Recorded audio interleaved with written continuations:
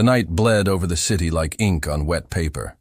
Neon signs pulsed in red and violet, reflecting off slick pavement.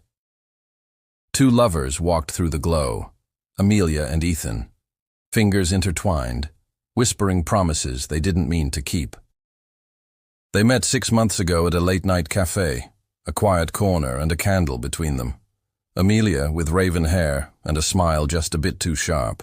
Ethan, quiet and lean, with a heart that beat steady for her. He didn't know what she was, but at night, Amelia hunted. Behind a butcher shop at 2 a.m., a man begged for his life. Amelia's pupils widened into black voids. Her jaw cracked open with a wet pop.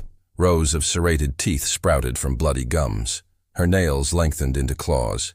She pinned him to the wall like a rag doll. "Don't scream," she whispered. Then she bit. Her teeth sank through his throat with a crunch like celery snapping. Hot blood sprayed against brick. She drank deep, lapping the crimson like wine. When she pulled away, his head hung by torn sinew.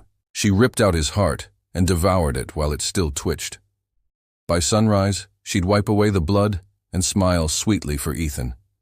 He adored that smile. On a rooftop days later, their legs dangled over the edge. The city below glittered like shattered glass. "Tell me something no one else knows," Ethan said, rubbing her cold hand. Her hunger stirred beneath her ribs. She could tell him everything, about the centuries, the killings, the blood. But she wanted to keep him. To keep this.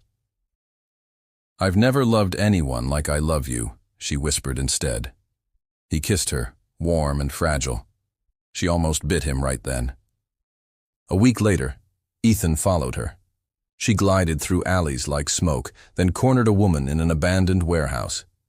He hid behind a rusted beam, heart pounding, not in fear but fascination. Her body twisted, her ribs cracked open like a black flower. Veins crawled up her neck. Her jaw split in 4 directions, revealing rows of glistening teeth. Her tongue slithered like a serpent as she bit into the woman's face. A fountain of blood painted the wall. Bones snapped. The screams ended in a gurgle. Amelia tore the heart out and chewed slowly, eyes rolling back in ecstasy. Ethan's breath shook. Not because he was afraid, but because something inside him was hungry too. She returned later to his apartment, lips scrubbed clean but hands still trembling. "Ethan," she whispered, "why are the lights off?" "Where were you?" he asked softly. She froze. "Just walking." "Through a warehouse?" His voice was calm. "I saw everything," he said. Her chest tightened. "I can explain." "No need." He stepped closer. "You're beautiful when you feed." She blinked. "What?" His smile widened. "I'm like you." Then his flesh rippled. Ethan's mouth split from ear to ear. Ivory blades of teeth dripped with cold saliva. His skin pulsed black. His eyes bled into darkness. His fingernails peeled off, replaced by hooked claws.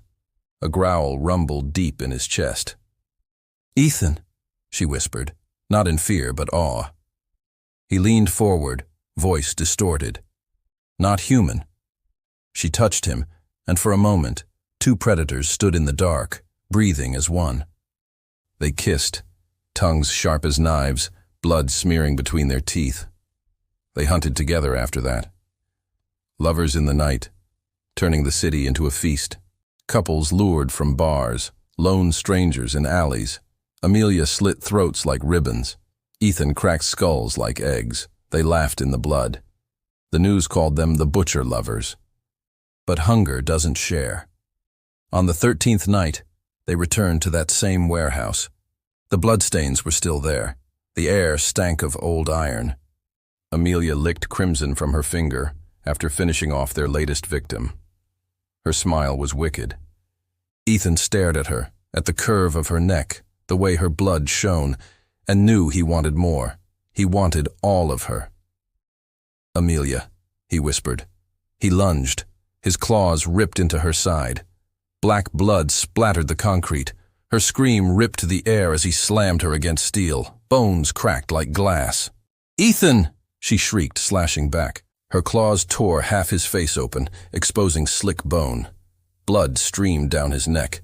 He laughed. "I can't share you." She howled, ripping into his stomach, dragging his guts out in steaming ropes that slapped against the floor. He staggered, but smiled. "Beautiful." She lunged again, but he caught her jaw, pried it open, and sank his teeth into her throat. Black blood erupted like a geyser. She clawed him desperately, but his strength crushed her.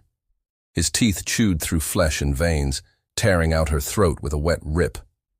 She gurgled, twitched, and went limp. He held her close, whispering against her ear, "I love you."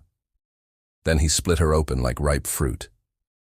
He started with her heart, still faintly beating, biting through it like warm bread. He cracked her ribs one by one, feasting on her lungs, liver, and tongue.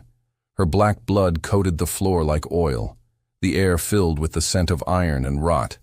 When he was done, only shreds of her pale skin and splintered bones remained. By morning, the city whispered of another massacre. Police found a warehouse soaked in gore, walls dripping red, but no one found Ethan. He vanished into the night, her blood still warm on his lips. Two demons met as lovers. Only one walked away full.